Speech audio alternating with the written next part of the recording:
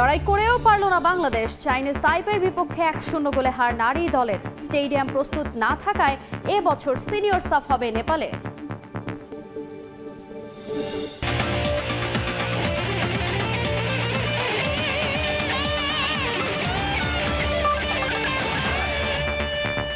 আবার বাংলাদেশ ক্রিকেট দলের খবর, শুধু সেমিফাইনালে খেলা নয়, ট্রফি জেতার উদ্দেশ্য নিয়ে বিশ্বকাপে খেলবে বাংলাদেশ। এর আগে দলের অনেক ক্রিকেটারদের আমেরিকাতে খেলার অভিজ্ঞতা না থাকলেও দ্রুত কন্ডিশনের সঙ্গে মানিয়ে নিতে চান বলে জানান সৌম্য সরকার। বিশ্বকাপে নাজমুল হোসেন শান্তের নেতৃত্বে ভালো করবে দল। সাকিব, মাহমুদুল্লাহ রিয়াদের অভিজ্ঞতা কাজে লাগিয়ে ভালো ফলাফল করার আশা এই ওপেনারের। বিসিবিকে দেয়া এক সাক্ষাৎকারে এসব কথা বলেন এই ব্যাটসম্যান। বিশ্বকাপের মিশনে নামার আগে শুরুটা একদম ভালো হয়নি বাংলাদেশের। মাত্র কয়েক বছর আগে ক্রিকেটে পা পড়া যুক্তরাষ্ট্রের কাছে সিরিজ হেরেছে দল। এছাড়া ওয়ার্ম আপ ম্যাচে ভারতের কাছেও হেরেছে বড় ব্যবধানে। ব্যাট হাতে বিশ্বকাপের আগে শুরুটা মোটেই ভালো করতে পারেনি বাংলাদেশের টপ অর্ডার ব্যাটাররা। ব্যর্থতার বৃত্তেই ঘুরপাক খাচ্ছেন লিটন দাস, সৌম্য সরকার, নাজমুল হোসেন শান্তরা। ভারতের বিপক্ষে ওয়ার্ম আপ ম্যাচে রানের খাতা খুলতেই পারেননি সৌম্য। তবে শুরুটা ভালো না হলেও বিশ্বকাপের ম্যাচে ভালো করার প্রত্যাশা এই ওপেনারের। এর আগে আমেরিকাতে খেলার অভিজ্ঞতা না থাকলেও দ্রুত কন্ডিশনের সঙ্গে মানিয়ে নিতে চান এই ওপেনার। চেষ্টা করবো 2024 সালটা যেন আমার জন্য একটা স্মরণীয় কিছু করতে পারি এবং আমার পাশাপাশি টিমকেও এরকম ভালো একটা জায়গা পজিশনে নিয়ে যে ভালো কিছু একটা উপহার দিতে পারি। আমাদের আমেরিকাতেও সবার ওই রকম ভাবে অভিজ্ঞতা নাই, সো যত দ্রুত আমরা সেই জায়গাতে কপ আপ করতে পারবো এটা আমাদের সবার জন্য ভালো হবে। ক্যাপ্টেন হিসেবে শান্তর এটাই প্রথম বৈশ্বিক আসর। দলের সঙ্গে নিজের পারফরম্যান্সের চাপটাও সামলাতে হবে এই ব্যাটারকে। তবে শান্তের নেতৃত্বে বিশ্বকাপে দল ভালো করবে বলে আশাবাদী সৌম্য সরকার। শান্ত নিউ ক্যাপ্টেন্সির মধ্য দিয়ে একটা নতুন কিছু বাংলাদেশকে উপহার দেবে। সাকিব এবং মাহমুদুল্লাহ রিয়াদের অভিজ্ঞতা দলে ইতিবাচক মনোভাব এনে দেয় বলে মন্তব্য সৌম্যের। তাই ভালো ফলাফল বা সেমিফাইনাল নয়, বিশ্বকাপ জেতার জন্যই মাঠে নামতে চান তারা। আমাদের সাথে অভিজ্ঞ সব সাকিব ভাই, রিয়াদ ভাইরা আছেন বা আমরাও যারা অনেকদিন ধরে খেলছি, তারা সবার এক্সপিরিয়েন্সটা এক জায়গা করতে পারি এবং তাদের কাছ থেকে নিয়ে যদি সবাই একত্রিত হয়ে মিলিতভাবে খেলতে পারি, একটা ভালো টুর্নামেন্ট আমরা উপহার দিতে পারবো। স্বপ্ন বড় দেখি, চ্যাম্পিয়ন হওয়ার স্বপ্ন দেখি। আমার টার্গেট, কেউ যদি বলে সেমিফাইনাল, আমি বলবো না, ফাইনাল খেলতে যাব। আগামী 8 জুন শ্রীলঙ্কার বিপক্ষে ম্যাচ দিয়ে বিশ্বকাপের যাত্রা শুরু করবে লাল সবুজ বাহিনী। ফারজানা জাহান প্রিয়া, সময় সংবাদ। এবার দেশের ফুটবলের খবর। চাইনিজ তাইপের বিপক্ষে দ্বিতীয় ও শেষ ম্যাচে লড়াই করেও জিততে পারল না বাংলাদেশ। সফরকারীদের বিপক্ষে 1-0 গোলে হেরেছে পিটার বাটলারের দল। এদিন শুরুর একাদশে ছিলেন না সাবিনা সানজিদারা, তবে ম্যাচে এর প্রভাব পড়তে দেয়নি বাকি ফুটবলাররা। চাইনিজ তাইপের বিপক্ষে প্রথম ম্যাচ হারের প্রতিশোধ নিতে নতুন পরিকল্পনায় পিটার বাটলার। এদিন ম্যাচে সাবিনা খাতুন, সঞ্জিদা আক্তারদের ছাড়াই একাদশ সাজিয়ে মাঠে নামে বাংলাদেশ নারী ফুটবল দল। এর প্রভাব মাঠে পড়তে দেয়নি বাকিরা। তবে ম্যাচের শুরুতেই মুখ থুবড়ে পড়ে লাল সবুজরা। প্রথম 15 মিনিট সফরকারীদের রক্ষণে কোনো আক্রমণে যেতে পারেনি শিউলির দল। বেশ কয়েকটি সুযোগ হাতছাড়া হওয়ার পর 18 মিনিটে কাঙ্ক্ষিত গোলের দেখা পায় চাইনিজ তাইপে। দলকে লিড এনে দেন সো ইউ হুসুয়ান। গোল হজমের পর নতুন রূপে ফেরে বাংলার জয়িতারা। মূলত ম্যাচের 15 মিনিট পর একের পর এক আক্রমণ করে ম্যাচে ফেরার আভাস দেয় বাংলাদেশ। তবে দুর্বল ফিনিশিংয়ের কারণে 1-0 গোলে পিছিয়ে থেকেই বিরতিতে যেতে হয় বাটলারের দলকে। দ্বিতীয়ার্ধের শুরু থেকেই আক্রমণের ধারাবাহিকতা বজায় রাখে বাংলাদেশ। দারুণ পাস, ডিফেন্স সব মিলিয়ে নিজেদের গোছানো ফুটবলটাই দর্শকদের সামনে মেলে ধরে স্বাগতিকরা। একের পর এক আক্রমণ চালিয়ে প্রতিপক্ষের রক্ষণে কাঁপন ধরিয়ে দিলেও বল জালে জড়াতে পারেনি তহুরাম মনিকারা। গোলের দেখা না পেলেও প্রতিপক্ষের বিপক্ষে চোখে চোখ রাঙিয়ে লড়াই চালিয়ে যায় বাংলাদেশ। বেশ কয়েকবার গোলের খুব কাছে গিয়েও সাফল্য পায়নি লাল সবুজ। ফলে শেষ পর্যন্ত স্কোরলাইন সীমাবদ্ধ থাকে 1-0তেই। রিফাতুল ইসলাম মিরন, সময় সংবাদ, ঢাকা। বঙ্গবন্ধু স্টেডিয়াম প্রস্তুত না থাকায় নারী সাফের আয়োজক হতে পারছে না বাংলাদেশ। 17-30 অক্টোবর এই টুর্নামেন্ট অনুষ্ঠিত হবে নেপালের দশরথ রঙ্গশালায়। কম্পিটিশনস কমিটির সভায় এই সিদ্ধান্ত নিয়েছে সাফ। তবে এই আসরে দক্ষিণ এশিয়ার বাইরে থেকে একটি অতিথি দল খেলানোর গুঞ্জন থাকলেও শেষ পর্যন্ত সেই সিদ্ধান্ত থেকে সরে এসেছে সাফ। 7 দল নিয়েই আয়োজিত হবে 7ম নারী সাফ চ্যাম্পিয়নশিপ। বাফুফের প্রত্যাশা ছিল 2010-এর পর আবারও নারী সাফ চ্যাম্পিয়নশিপের আয়োজক হওয়ার, এজন্য প্রাথমিক অনুমতিও ছিল সাফের। তবে বঙ্গবন্ধু স্টেডিয়াম প্রস্তুত না থাকায় ছিল অনিশ্চয়তা। শেষ পর্যন্ত এই অনিশ্চয়তায় আসন্ন নারী সাফ চ্যাম্পিয়নশিপ বাংলাদেশ থেকে উড়ে গেল নেপালের দশরথ রঙ্গশালায়। শিরোপা ধরে রাখার মিশনে কিছুটা সুবিধা পেতেই স্বাগতিক হওয়ার ইচ্ছা প্রকাশ করেছিল বাংলাদেশ।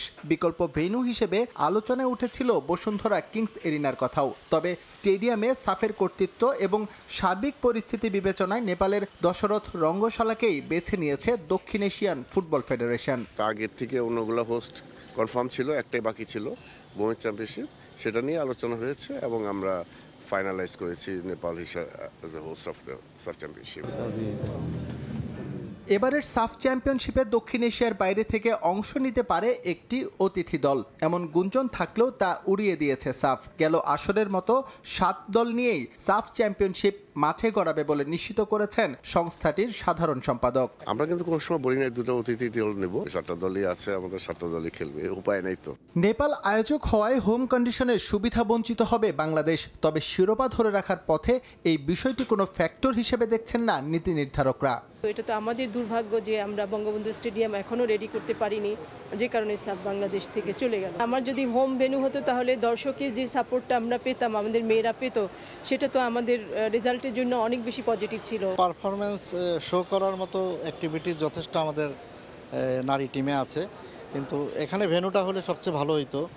বিকজ সাপোর্টারের একটা বিরাট অ্যাডভান্টেজ থাকে, ইভেন দেশের মাটিতে একটা অ্যাডভান্টেজ থাকে। গতবার চ্যাম্পিয়ন হয়েছে, এবারও আশা করতে পারি যে আমরা চ্যাম্পিয়ন হব। 17 থেকে 30 অক্টোবর এই টুর্নামেন্ট অনুষ্ঠিত হবে নেপালের দশরথ রঙ্গশালায়। এস.এম. ইকবাল, সময় সংবাদ, ঢাকা। এই ছিল খেলার সময়ের এখনকার আয়োজনে। এখন চলে যাচ্ছি বিশ্বকাপের বিশেষ আয়োজন টাইমড আউটে।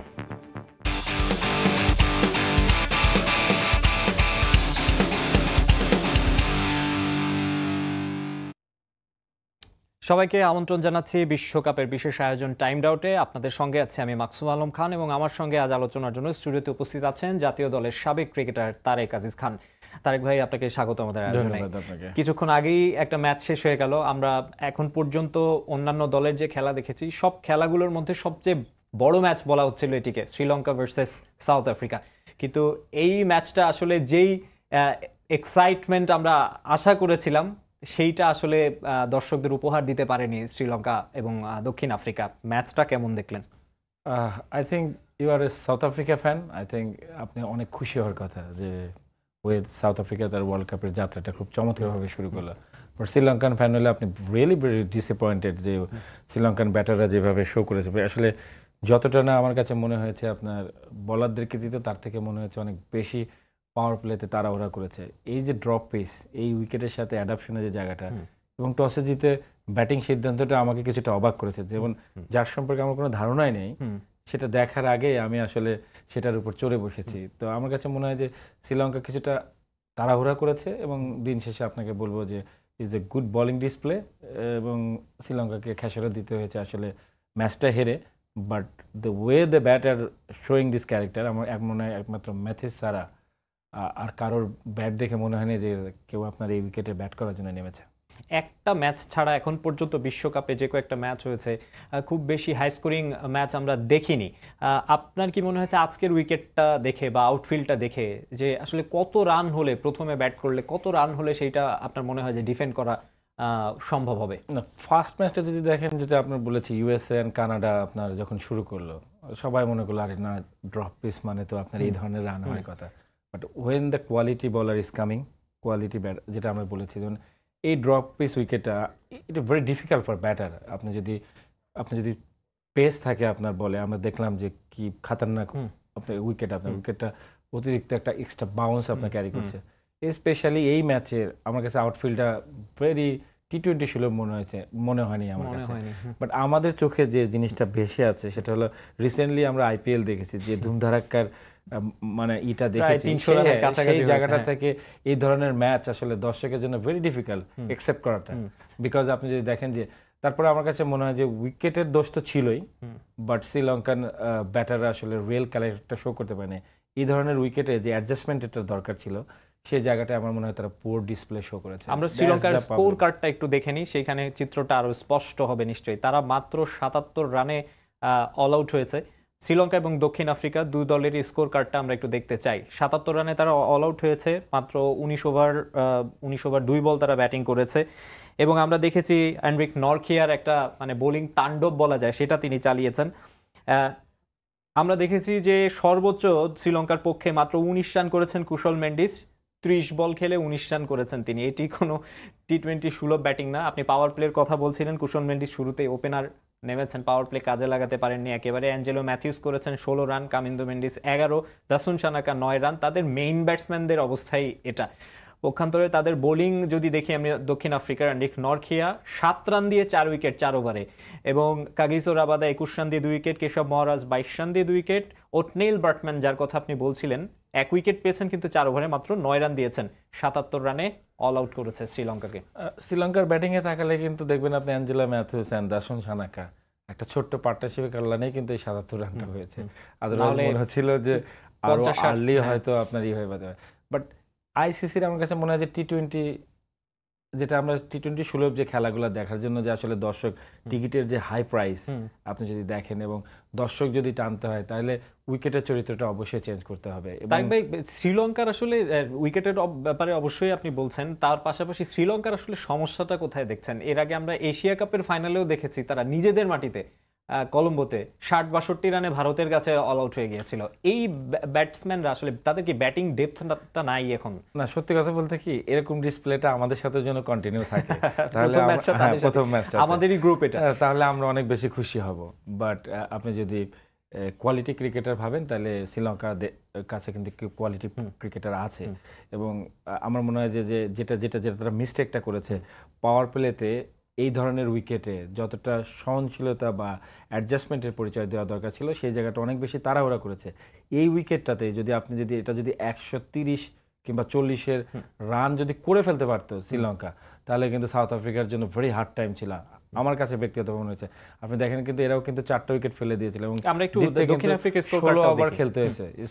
আমার কাছে মনে হয় যে রান করাটা এটা ব্যাটারের জন্য খুবই ডিফিকাল্ট ছিল, কারণ ছক্কা না মারলে আপনি আসলে সিঙ্গেল বা ডাবল দিয়ে এই মাঠে আপনি খুব বেশি রান করতে পারতেন না। আমরা দক্ষিণ আফ্রিকার স্কোর কার্ড একটু দেখে নিচ্ছি। এখানে আমরা কুইন্টন ডিকক 20 রান করেছেন 27 বল খেলে। আমরা কুইন্টন ডিককে সাধারণত এরকম ইনিংস খেলতে দেখি না, আরো খুব মারকুটে ব্যাটসম্যান তিনি। হেনরিক ক্লাসেনও 22 বলে 19 রান করেছেন, অপরাজিত ছিলেন। শ্রীলঙ্কার বোলিং এর কথা বলছিলেন, 4টি উইকেট তারা ফেলে দিয়েছে। ওয়ানিন্দো হাসারাঙ্গা 22 রানে 2 wicket, Sri Lankan captain. Dasun Shanaka x captain 6 run দিয়ে 1 উইকেট নিয়েছেন। নোয়ান থুসারা বাংলাদেশের বিপক্ষে ভালো খেলেছিলেন, 18 রান দিয়ে 1 উইকেট নিয়েছেন। আমরা দক্ষিণ আফ্রিকা দলটার দিকে যদি তাকান, সবসময় খুব শক্তিশালী ফোর্স নিয়ে তারা আইসিসি ইভেন্টে নামে, কিন্তু শেষ পর্যন্ত তাদের সেই পুরানো তকমা, চোকার্স তকমা তাদের চলেই আসে। এইবার দক্ষিণ আফ্রিকা টিমটাকে কেমন দেখছেন? হেনরিক ক্লাসেন আইপিএল দুর্দান্ত একটা আইপিএল কাটিয়েছেন। একই সঙ্গে যদি আপনি বোলিং অ্যাটাকের দিকেও তাকান, আজকে এনরিক নরখিয়া যেভাবে বোলিং করেছেন পুরো আইপিএলে কিন্তু তাকে এমন বোলিং করতে দেখা যায়নি, একেবারেই বিপরীত ছিল। প্রতি ম্যাচেই তিনি অনেক খরুচে ছিলেন। সব মিলিয়ে দক্ষিণ আফ্রিকা টিমটাকে কেমন দেখছেন? বাংলাদেশের গ্রুপেই আছে এই দলটাও। আজকের ম্যাচে দেখলে আপনার কাছে মনে হবে যে না জানি অজয় একটা টিম, বাট আই থিঙ্ক আমরা তাদের মানে আজ এত বছরে তাদের যে দুর্নামটা সেটা কিন্তু তারা ঘোচেনি।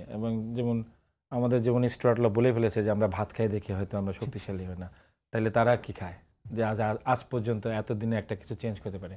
আসলে এই কথাটা আসলে আমি মানতে পারিনি। যেমন স্টুয়ার্টলা যেটা বলেছে যে ভাত খাওয়ার কারণে আমরা শক্তিশালী না, বা আমাদের বলেছে না যে আপনারা আমাদের নেই, তো ওনারা তো অন্য জিনিস খান। উনি আরো একটা কথাও বলেছেন, 25 বছরে বাংলাদেশের ক্রিকেট এক জায়গায় থমকে আছে। হ্যাঁ, আপনার জিনিসটা হলো যে আসলে যে সারফেসে খেলা হচ্ছে সেই সারফেসটা সম্পর্কে আপনি কতটুকু জানেন এবং আপনার স্কিলটা কতটুকু আপগ্রেডেড।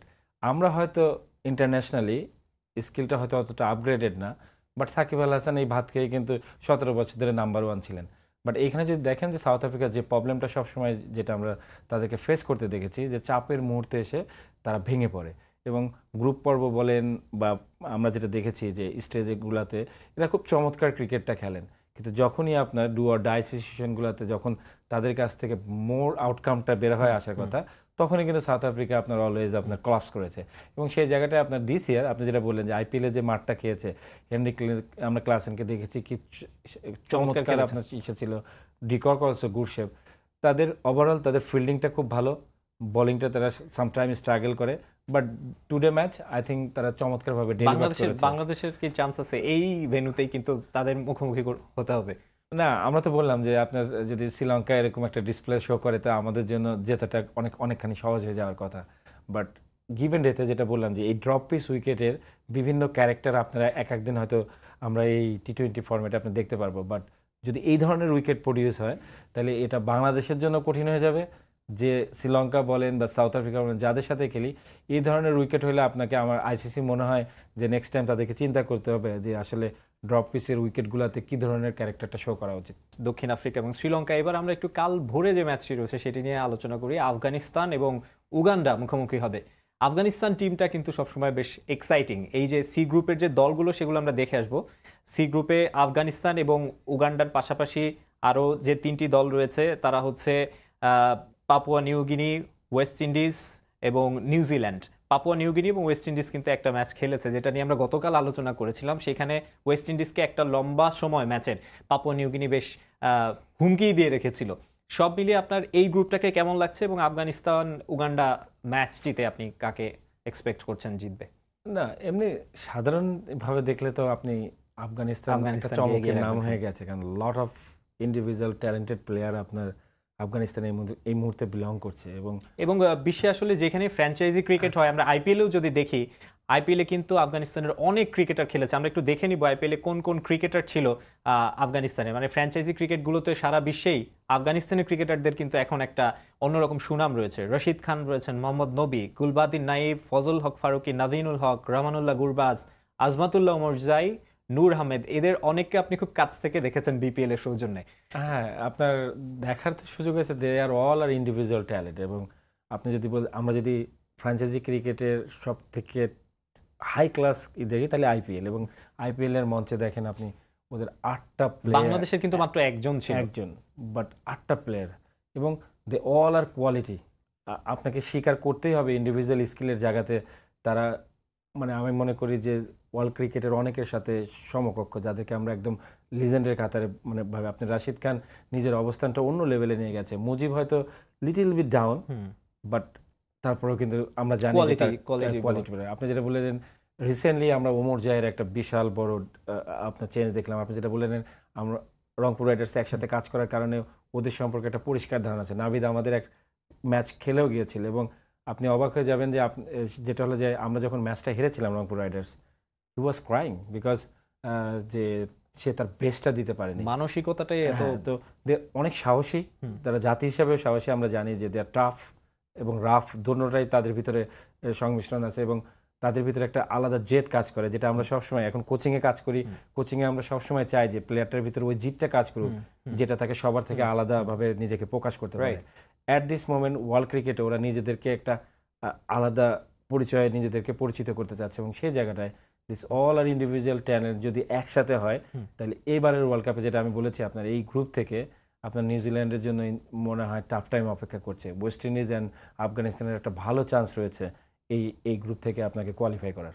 হ্যাঁ, শুধু তাই না, শুধু এবারের বিশ্বকাপে টাফ টাইম দেবে সেটা না, আমরা 2023 ওয়ানডে বিশ্বকাপে দেখেছি যে তারা কিভাবে বড় দলগুলোর বিপক্ষে খেলেছে, এবং একটা সময় মনে হচ্ছিল যে তারা সেমিফাইনাল খেলবে বা বড় স্বপ্ন ছিল তাদের।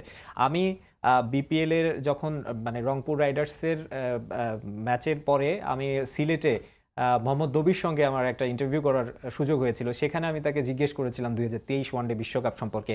সেই 2023 ওয়ানডে বিশ্বকাপকে সে আফগানিস্তান ক্রিকেটের সবচেয়ে স্মরণীয় মানে তাদের যে অভিজ্ঞতা সেটি বলে জানিয়েছিলেন। সেইখানে আমরা দেখেছিলাম যে ইংল্যান্ডের বিপক্ষে তারা জিতেছিল, পাকিস্তানের বিপক্ষে জিতেছিল, শুধু অস্ট্রেলিয়ার বিপক্ষে ওই ম্যাচটা হয় জিতে গেলে তারা আসলে জয়ের পথেই ছিল, তারা হয়তো বা সেমিফাইনালের স্বপ্নটাও দেখতে পারতো। আপনার কাছে কি মনে হয় মন মানসিকতার কোন জায়গাটা বা আফগানিস্তান ক্রিকেটের কোন জায়গাটা তাদের এত এগিয়ে দিচ্ছে? না, আপনাকে একটা জিনিস মানতেই হবে, দে আর স্কিলফুল। মানে যে জিনিসটা আপনাকে সাকসেস, যেমন স্কিল অ্যান্ড রেসপন্সিবিলিটি আমরা সবসময় বলি যে অ্যান্ড নলেজ, তিনটার সমন্বয় যখন আপনার হবে তখন আপনি অন্যদের থেকে আলাদা হবেনই। এবং অ্যাট দিস মোমেন্ট যেটা আপনি বললেন যে ফ্রান্সের যে ক্রিকেটে খেলার কারণে ওরা ওয়ার্ল্ড ক্রিকেটটা সম্পর্কে একটা পরিষ্কার ধারণা পাচ্ছে এবং ওরা বুঝতে পারছে যে ওরা আসলে কোথায় অবস্থানটা করছে এবং ওরা আসলে কোন কোন জায়গায় কাজ করলে ওরা এই জিনিসগুলো থেকে আপনার অনেক বেশি লাভবান হওয়ার সুযোগ রয়েছে। যেটা আপনি নবীর কথা বলেন ওইটা একটা ডিফারেন্ট ফরম্যাটের গেম ছিল, বাট আমরা জানি যে ওদের ইন্ডিভিজুয়াল ফরম্যাট মানে ইন্ডিভিজুয়াল প্লেয়ার আছে যারা অনেক বেশি ম্যাচ উইনার এবং আনফর্চুনেটলি টিমটা এক সুতায় কিন্তু এখনও আসতে পারেনি, যার কারণে আমরা বড় মঞ্চে ওদের কিন্তু খুব বেশি আহামরি সাফল্য নেই। আমরা জানি যে টি-20-তে তারা সবাই কিন্তু হাই রেটেড প্লেয়ার, বাট আপনি যদি খুঁজেন যে টিম হিসাবে কিন্তু এখনও তারা কিন্তু ওইভাবে কিন্তু পারফর্মটা ওইভাবে আসেনি। যেটা আপনি বললেন 23-এর ওয়ার্ল্ড কাপে যেটা এসেছে সেটা ওডিআই ফরম্যাটের কথা বলছি, তারা একটা টিম হয়ে আস্তে আস্তে আপনার করছে, একটা দুর্যোগবিধ্বস্ত দেশ কত দ্রুত আপনার সবার কাছে সময় আদায় করেছে খেলার ধরনের কারণে, অন্য কোনো কারণে নয়। আমরা আফগানিস্তান সম্পর্কে কথা বললাম, ঠিক একইভাবে উগান্ডা দলও আসলে চাইবে যে তারা বিশ্ব আসরে খেলছে, তারা তাদের সেই সামর্থ্যের জানান দিতে। তারাও কিন্তু আপনার আফ্রিকান কোয়ালিফায়ার্সে জিম্বাবুয়ের মতো দলকে হারিয়ে তারা কিন্তু এখানে কোয়ালিফাই করেছে। এবং এই উগান্ডা যদি তাদের সাহস নিতে চায়, আত্মবিশ্বাস নিতে চায়, 2009 সালে তারা ICC World Cricket League Division 3-র ম্যাচে আফগানিস্তানকে 14 রানে হারিয়েছিল। যদিও ইন্টারন্যাশনাল ম্যাচে তারা এখন পর্যন্ত আফগানিস্তানের মুখোমুখি হয়নি, সেই দলটায় আফগানিস্তানে কিন্তু আপনার মোহাম্মদ নবীও ছিল। আপনার কি মনে হয় এইটা আসলে এই 15 বছর পর তারা কি আত্মবিশ্বাস ওখান থেকে নিতে পারে কিনা? না, একসময় হয়তো আপনি বলতেন যে তুমি কোথা থেকে আসছো, উগান্ডা থেকে আসছো, এখন নাও এই টিমটা কিন্তু মানে দৃশ্যপটে চলে আসছে এবং আপনি আমার মনে হয় নাথিং টু লুজ উগান্ডার জন্য এবং দে আর ভেরি এক্সাইটিং। আপনি যদি দেখেন তিনজন লেফট আর্ম স্পিনার এবং দে আর এনজয়িং। আপনি যদি তাদের জার্সির উন্মোচন থেকে শুরু করে মাঠের কালচারটা দেখেন যে তারা কিন্তু কোনো প্রেশারে নেই, তারা এখানে এনজয় করতে এসেছে এবং খেলাটা উপভোগ করছে। এবং এরকম টিমে যদি একবার আপনাকে বাটে মানে যেটা আমরা বলি যে যদি বাগে পেয়ে যায় যে কোনো কিছু আপনি মিস্টেকটা আপনি ওদের সামনে নামিবে ওমান ম্যাচের মতো, যেটা আপনি দেখেন কি চমৎকার ম্যাচটা হয়েছে। কিন্তু আমরা নিশ্চয়ই আমরা সেই ম্যাচগুলো নিয়ে আরো আলাপ করব। আপনাকে অনেক ধন্যবাদ আমাদের স্টুডিওতে এসে সময় দেওয়ার জন্য। ধন্যবাদ আপনাকে। দর্শক, আমরা টাইম আউটের আজকের অতিথি হিসেবে পেয়েছিলাম জাতীয় দলের সাবেক ক্রিকেটার তারেক আজিজ খানকে। পরবর্তী সময়ে আবারও হাজির হব আপনাদের সামনে। সে পর্যন্ত ভালো থাকুন, সুস্থ থাকুন, সঙ্গেই থাকুন সবাই।